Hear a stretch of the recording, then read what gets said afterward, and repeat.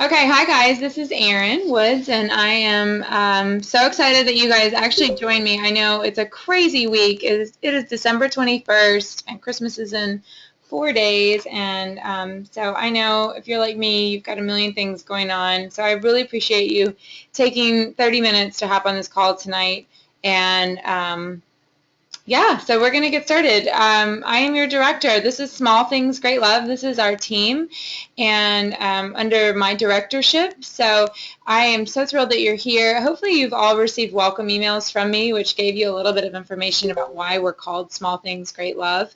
It's something that was very personal to me when I first started with Trades of Hope.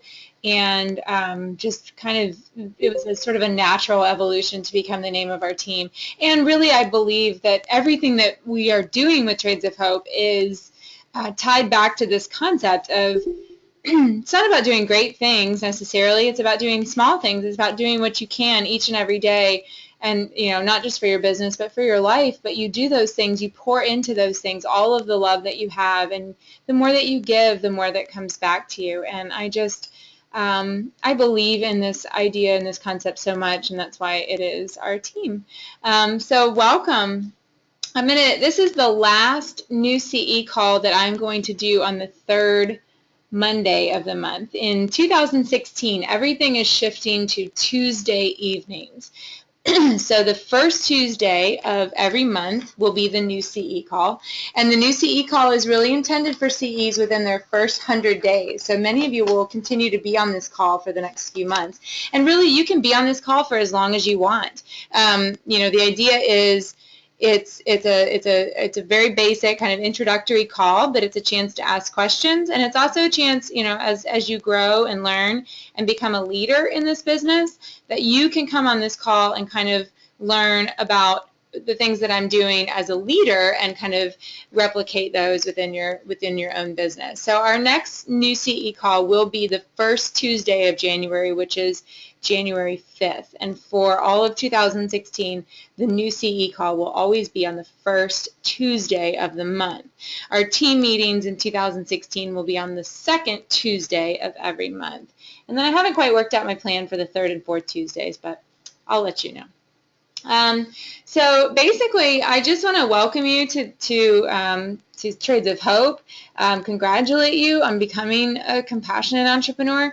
I have been a compassionate entrepreneur since March 11th of 2013, and I can honestly say it has been one of the greatest surprises of my life.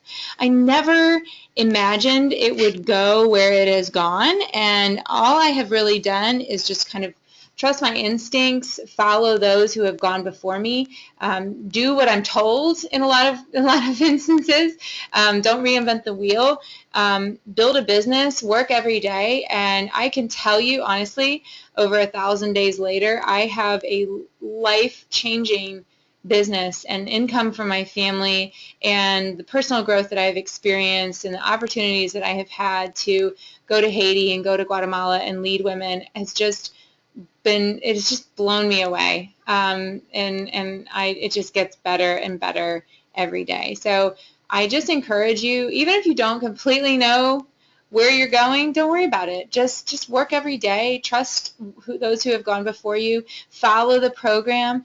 Be teachable.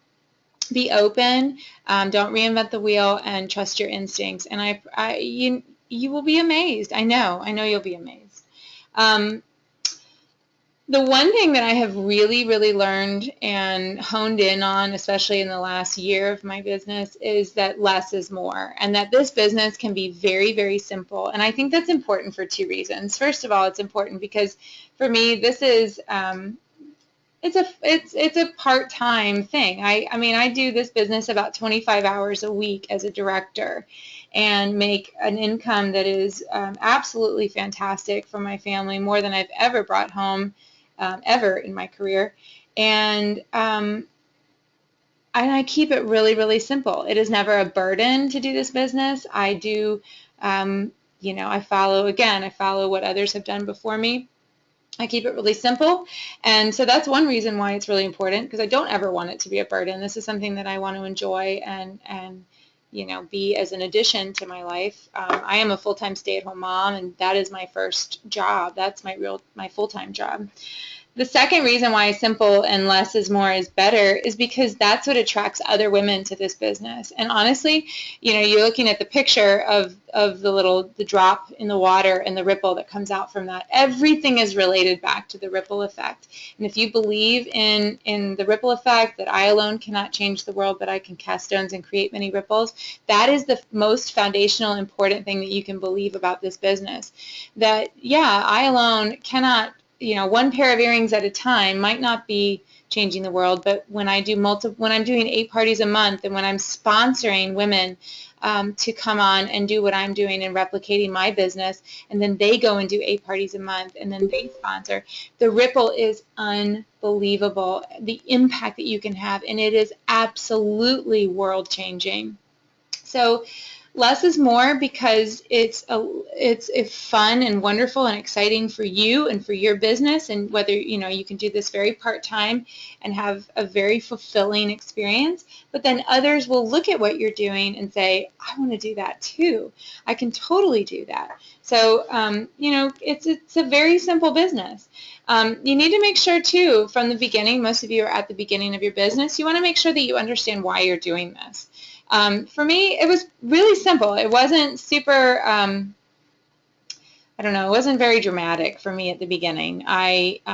Honestly, I was home with a newborn and a toddler, and I just really wanted to get out of the house a little bit. And I loved the idea of products that were purposeful. I loved the idea that I could shop and share these beautiful things with other people, and that they would be able to buy them, and I could support the artisans. And it just gave me something else to invest my brain in, other than diapers and bottles and feedings and things like that. And that's where I started. That was my why. It was very simple. My why is developed, obviously, and yours will too.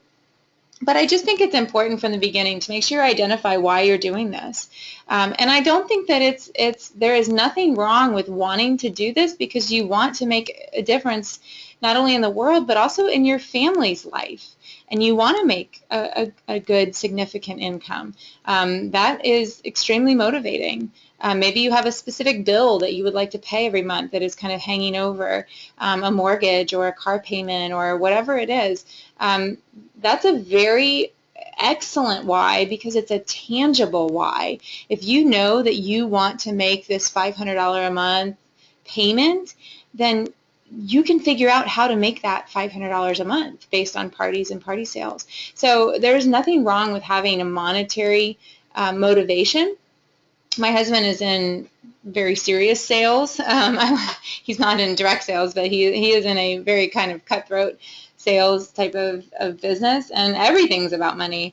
I could never do that. I do like and need to have a bigger picture, and the artisans are, I've made a commitment to them, and I've made a promise to them, and I love fulfilling that promise. But in doing that, if I'm able to make an income that is really significant for my family, that's fantastic. And that keeps me coming back for more. And that's really what it's all about. You want to build a sustainable business, and a sustainable business means that you're being fairly compensated for the work that you're doing. So understand your why and be able to say it, be able to verbalize it. And if you can't, that's something that you can kind of focus on. The other thing that I do, and that I think everybody should do if you want to build a successful, sustainable business, is you got to work every day. And that doesn't mean every day for hours. It means every day for 30 minutes or every day for an hour at minimum. And then as you grow, you might work a little bit more. Right now, when I first started, I had a baby at home, so my work time was during nap time, and that's not always consistent, and can be shorter or longer, but I did something every day during nap time. And now, 2.5, almost 3 years into my business, I have a little bit more of a set schedule.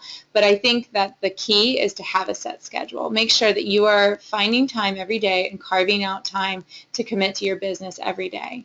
And that's if you really want to be successful at this. And it takes work. It doesn't take a ton of work, but it takes consistent, daily, disciplined work. Every single day, do small things with great love for your business, and you will see it grow. What do you do when you work? It's very simple. There are 4 parts to this business. You are booking parties, and in that you are coaching hostesses. You are selling, sponsoring, and you are doing continuing education. That's it. You have 4 things that you do every day. The first thing that you do is you book parties. If you don't have parties on your calendar, you don't have a business. So some of you are brand new, or some of you are still relatively new, or maybe this is kind of a transitional time of year where we're going into there was a little bit of a lull for the holidays. So the big focus right now is booking parties. You've got to have parties on your calendar, and home parties are the best. I'm doing a compassion call on Wednesday, and actually my topic is kind of making a case for home parties, why you should focus all of your energy on them. I see a lot of women doing vendor events and things like that, and honestly, you guys, I have done 3 vendor events in my entire time as a compassionate entrepreneur, and one was the very first thing that I ever did, and it was fine because I found my first hostess. Great. If you have no business, do a vendor event. Maybe you'll find a hostess. And then the second one was a home vendor event. I didn't have great sales, but I booked 7 parties, so it was great. The other one that I did was kind of for research for this call that I'm doing on Wednesday, and it was terrible. And I think it's what the majority of people experience when they do vendor events. Low sales, borderline condescending remarks from people walking by saying, oh, what a nice cause. And then scooting over to the table next to me where the woman was selling $10 sweatshop jewelry that she had no idea where it came from. And you know what? That's deflating. And if you're like me and you've been doing this for a long time, you can get over it pretty quickly. But I look at you guys and I look at the women that are posting and saying all of these sad things about these vendor events, and it makes me sad because I know that sometimes that's hard to come back from. So home parties, bang for your buck is the name of my compassion call because it is the best. It is the best. And you're talking, I'm your director. I'm also the top seller for 2014, and I am going to be really close to top seller for 2015 too. I know how to have a successful business, a personal successful business. So listen to me and get parties on your calendar. Don't be afraid of them. They are wonderful. They are where you build relationships. They are where you sponsor. They are where you book future parties. And so that's priority number 1. You've got to be booking parties. And it only takes 1 party to get it going. So, really focus in and don't get sad. If you get 1, I'm telling you, 1 is where it's at. Get 1. And then go to that party, and if you listen to my booking magnet call, you know how to book 3 or 4 more. And then you just start this wonderful snowball of a business, and it's amazing. For 2016, the company is really launching this 882 program. Don't let that intimidate you. It's really wonderful. Something that I love to say, I got it from Mary Ann, but I just think it's the greatest thing ever. If the incentive is a banana, win a banana. In other words, whatever the company dangles in front of you as kind of a marker or a goal or an incentive, go for it. Go for it. What have you got to lose? 8 parties a month is 2 parties a week. So what? You're shooting for it? What if you end up with 4? Great. You've got 1 party a week. That is fantastic. So shoot for whatever the incentive is. If 8 sounds crazy, that's okay. It's only impossible until it's done. I've had plenty of times in this business where I didn't believe that I could do something, but I trusted that somebody else believed in me, and I went for it, and I always surprised myself, and I always grew from the experience. So don't be afraid of this 882 thing. Embrace it. Jump on it. Go for it. And, if you're shooting for the moon and you miss, you fall among the stars. Your goals should always make you stretch, should always be just out of your reach. And I think that this 882 program is that kind of goal. Sometimes the home office comes out with stuff and I'm like, no, that's too hard. But then I'm always thankful afterwards that they set the bar so high and they caused even me to reach and stretch myself because I want to continue to grow. So get excited about that and get parties on the calendar. Something I say to people all the time is that, because some people say, well, I don't know anybody, or I don't know, I don't have any hostesses. The hostesses that are going to have parties with you are people that you've never met. And I can tell you that the difference, or that something that can make a huge difference in your business is If you believe, and you have to believe it, you can't just say you believe it, you have to really believe that there are hundreds and hundreds of women out there that want to have a party with you, you just haven't met them yet. And that sounds crazy, but I'm telling you from experience, 100% experience, 99% of my hostesses are women that I had never met before. And you just have to trust it. You have to believe in it. You have to believe in the ripple effect, that when you have one good hostess that you have coached and she's got 8 guests in her living room and you do a great presentation with your cue cards and you tell every single person at that party, I'm going to ask you if you want to host a party, and then you follow through and you ask them, and 4 of them tell you, or 3 of them, or 2 of them say, yes, I want to have a party with you, and then you go to those parties and you do the same thing, then it just goes on from there. For me, it's like the Kevin Bacon, like you can trace Kevin Bacon back to a movie game. Like I love to sit at a party and think about, okay, tonight Sally is hosting. Well, I met Sally at Anita's party, and I met Anita at Sam's party, and I met Sam at Mandy's party, and I met Mandy at Julie's party. And I can trace back these women 6, 7 levels, generations, whatever, parties. And I didn't know any of them. None of them. And that's what you want. That is the business that you want. And hopefully that's exciting to you. You might be like, that's crazy, but it can happen for you if you just continue to book parties from parties and follow the line of bookings, and it'll happen. And it's amazing and it's wonderful because all of these women know you as Darcy Farrow, Trades of Hope, or Noemi Maldonado, Trades of Hope. They don't know you as, you know, as the mom at their preschool, or the girl from the running group, or they don't know you except for Trades of Hope. And that's what you want. That is the ultimate goal, because that's where you build a business. You don't build a business on friends or family or acquaintances. You build a business on these women that you've never met. So you have to trust that they exist. Then the other 4 parts of your business are selling, sponsoring, and continuing education. I'm not going to go into great detail with those because we are going to, I want to leave time for questions. The big thing that I do want to talk about is sponsoring for just a minute, because as we go into 2016, I know you guys saw the new Smart Start that's coming out, and this is amazing, amazing. And, you know, don't feel bad for a second that you are not part of that program, because I'm not part of that program, but I am so stoked about it because it is so exciting for the women that we're going to sponsor, and the women that we can bring into the sisterhood and what we can offer them in terms of a Smart Start program. What they are going to have the opportunity to give and also get personally is just fantastic. And I think it speaks volumes about the company that we are a part of, that they are generous, that they are mindful of the world, that it's not just about a prize, even though the prizes are amazing, but it's also about what we can give back.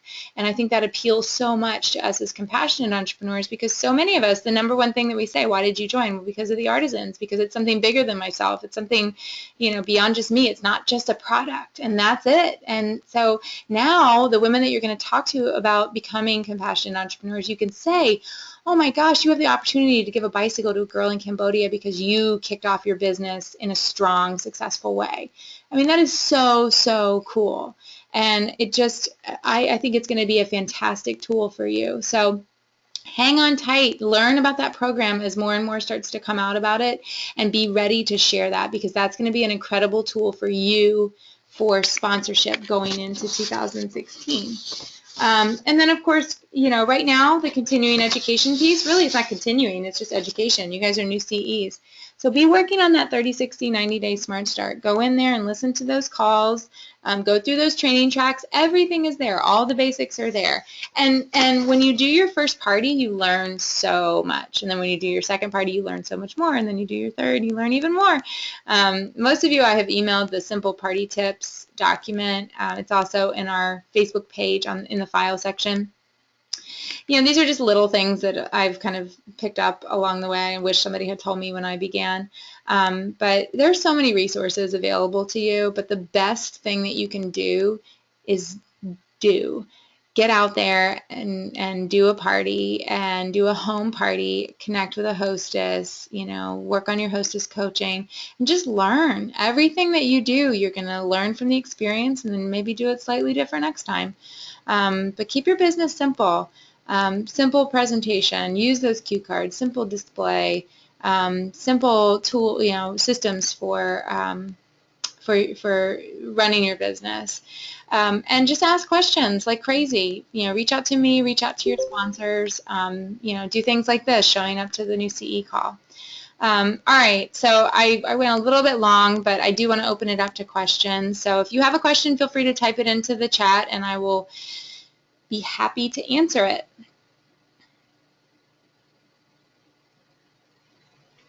It always takes a minute for somebody to actually be brave. Or there's the moment where I think, oh my gosh, nobody can hear me anymore. No questions?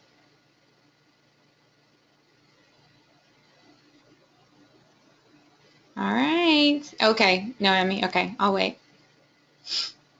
Don't be shy, guys. There's no such thing as a dumb question. Trust me. I was a high school teacher for 10 years. I've heard it all.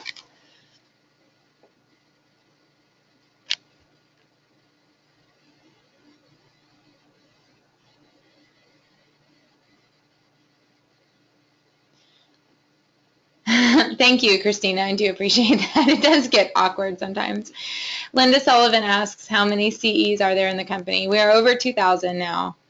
When I started in 2013, March of 2013, there were 300. So give you an idea of growth. Christina, I love all the info about home shows. Yeah, they're the bomb. Listen to my call on Wednesday. It's going to be all about why home parties are fantastic. Noemi, if you don't have business, where do you find it if you're not focusing on your inner circle? That's really good because when I started, I was so extreme. I actually kept my business a secret from my friends and family. I didn't tell them. And so I did a little vendor event, and this is the only time that I would say, networking or vendor type thing would be something to do. And because I did a little vendor event in my neighborhood clubhouse. There were like 6 of us there. It was and I met a lady that was the Pampered Chef representative, and she liked Trades of Hope and said she would do a party, and she became one of my very first CEs, actually. So it's a matter of kind of working it a little bit. And Noemi, I know that you can do that because of the kind of, you're in sales, and wearing your jewelry, having your cards on you, having your 30-second elevator speech prepared. And so when you're at Starbucks or you're at the grocery store or you're at the post office or you're at Target or wherever you are looking up. That's an expression that Marianne likes to use, that, a lot of times we can go through our day-to-day life and just sort of keep our head down. And if you look up, you'd be amazed who you see around you, at the mall, at the, all kinds of places. And somebody's going to compliment you, and you can strike up a conversation with somebody, make sure that you get their information if possible, but definitely give them your information. So you're planting seeds. You might have some of my first hostesses in my first year, even though I was keeping it a secret from my immediate friends and family, I was still posting things on social media. And so I had two or three friends that reached out to me that were like acquaintances and from my teaching job. And so when I did parties with them, I didn't really know anybody that was there. So that was good.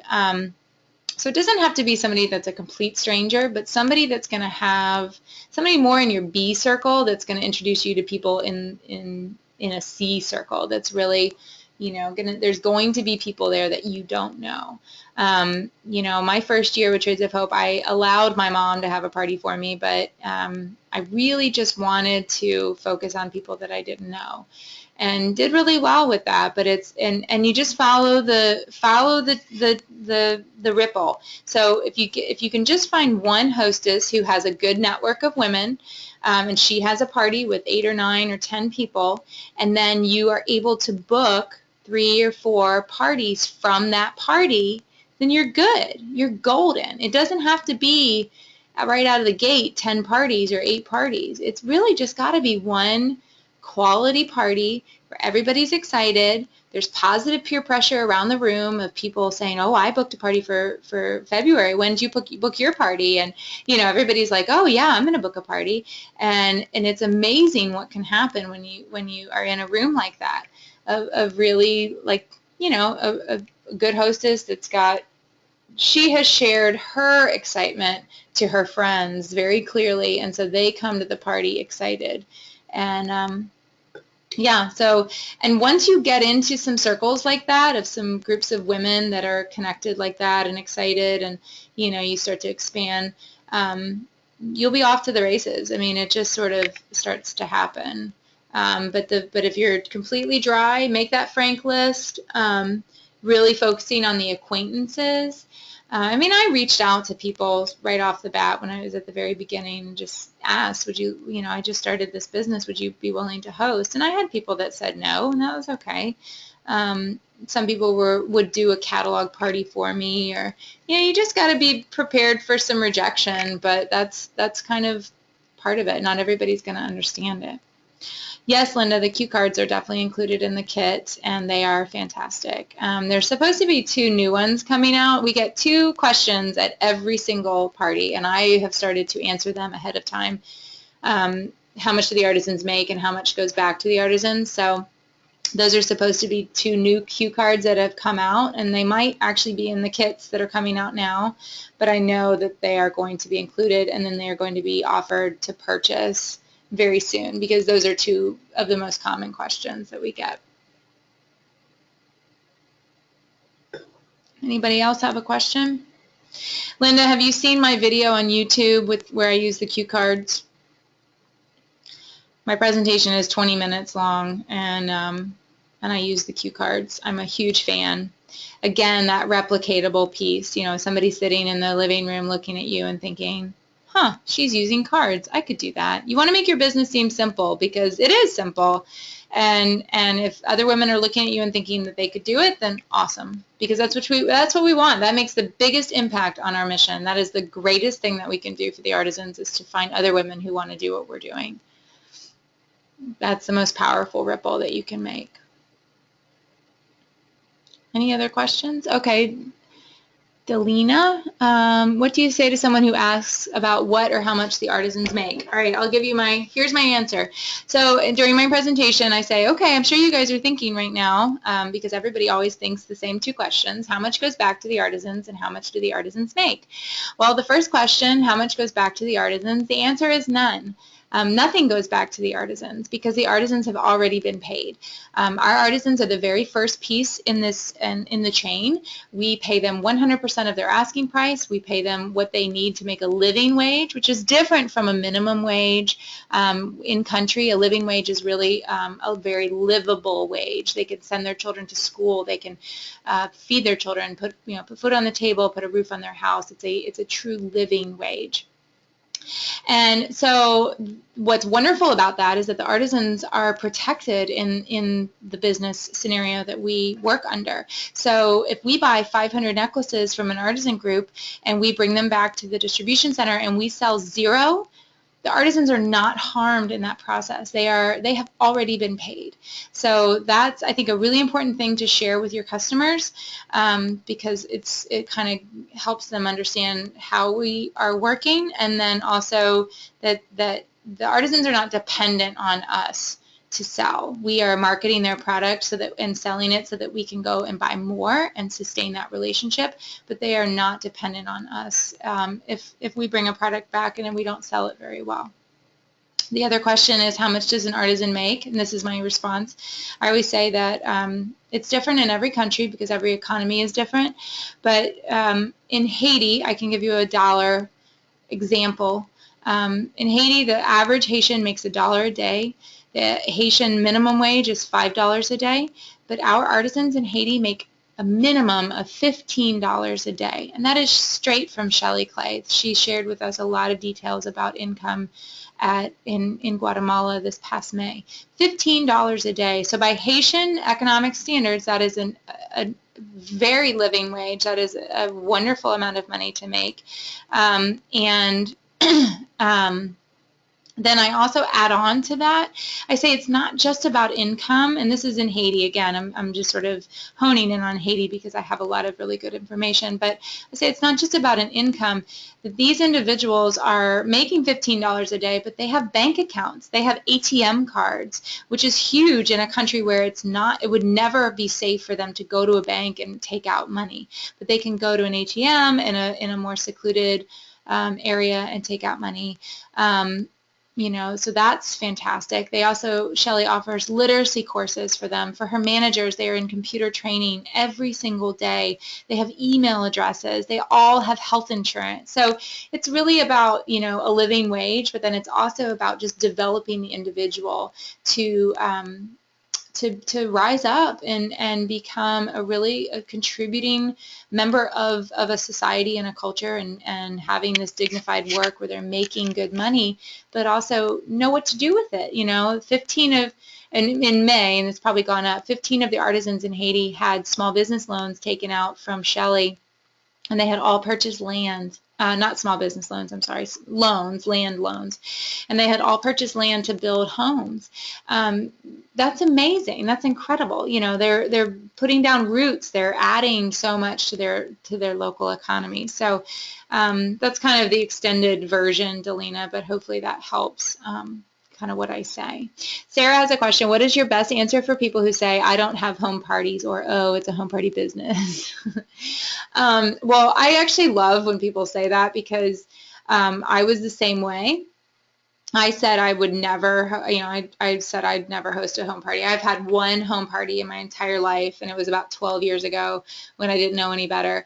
And so when Trades of Hope came across my plate, I realized that it was different, and I was willing to share it with my friends because I really believed in what we were doing. And so I say that because it's true. I say that to other women. Oh my gosh, so many of my hostesses say the same thing to me.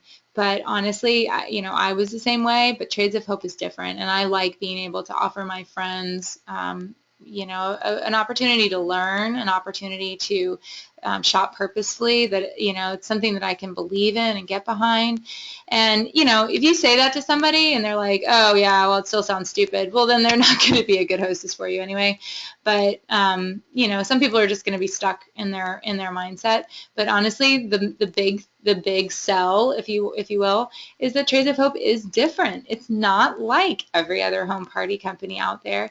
And then if somebody wants more detail about that, straight from the horse's mouth, again, Shelley spoke to the girls, or the ladies that were in Haiti in October, talked to them a lot, and I know she's going to talk about it again at the retreat, about how powerful the home party business model really is for what she is trying to achieve and what all of the artisan groups are trying to achieve. That sustainable growth cannot happen too fast, that we have to be careful and we have to grow at a rate that is truly sustainable. And so when you look at a home party business that kind of grows alongside the artisan group, it's brilliant, and it works. I look at what Shelley has done, starting with 4 women in 2009, and then when I was in Haiti in 2014, she had 200 employees, and then in 2015, she had 300 employees. Well, then you correlate that directly with the amount of compassionate entrepreneurs that we have. And, when Shelley, we were their first wholesale partner. She sells to other people, but we are her most consistent, most timely. We are her best partner in terms of wholesale and buyers. And we have grown together, and it's because we are a home party business. So I think there is a great case for somebody who is skeptical and I've even grown in this, Sarah.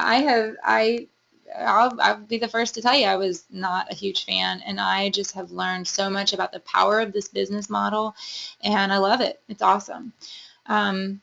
Christina said, to piggyback on that question, what kind of phrases could you use if someone only is willing to host if it's online? You go with it.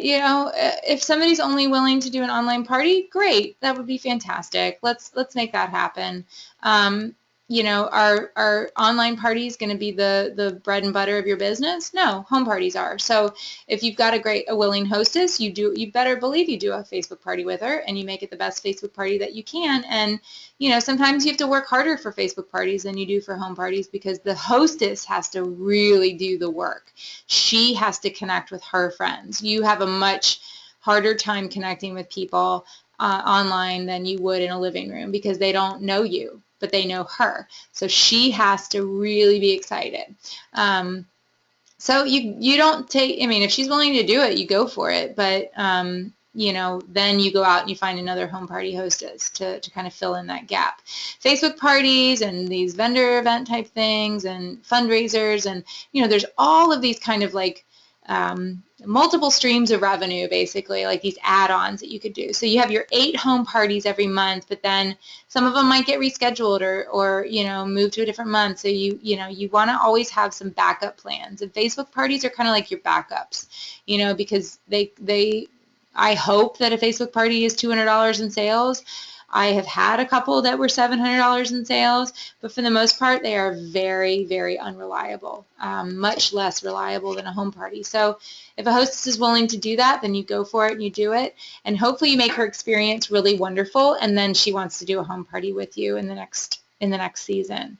Everything that we're doing is about relationships. So you're really trying to build real relationships with people. And if people connect with Trades of Hope, and, I have plenty of repeat hostesses and repeat customers and people that they just get it. And I just latch onto those women, and I really try to make them feel special and share things with them. And, not just promotions and sales, but I share stories with them because they love the stories too. And, so you're always building these relationships with people. And as your business grows, you will just have more and more and more of those wonderful women that come into your life because of Trades of Hope that never would have before. And so, yeah, if somebody's willing to do a Facebook party, you go for it. And then you just try to make it the best experience that you can.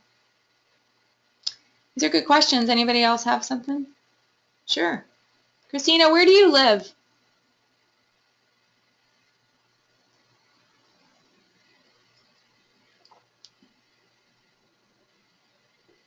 You're going to tell me. Oh, okay. Okay, cool. Oh, Christina, did you get your earrings? You're Colleen's compassionate entrepreneur. My favorite. Oh, did you get the earrings or the bracelet? Yes. Okay, cool. Yay. Christina came to us through a legacy event, which was awesome. All right. Yay. I know. I love them too. Anybody else have any questions?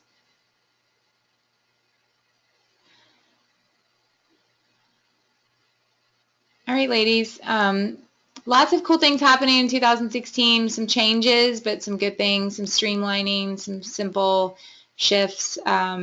So I'm just excited. I can't wait to see those of you that are coming to retreat, and those of you that are not coming. I promise we will share everything that we can share.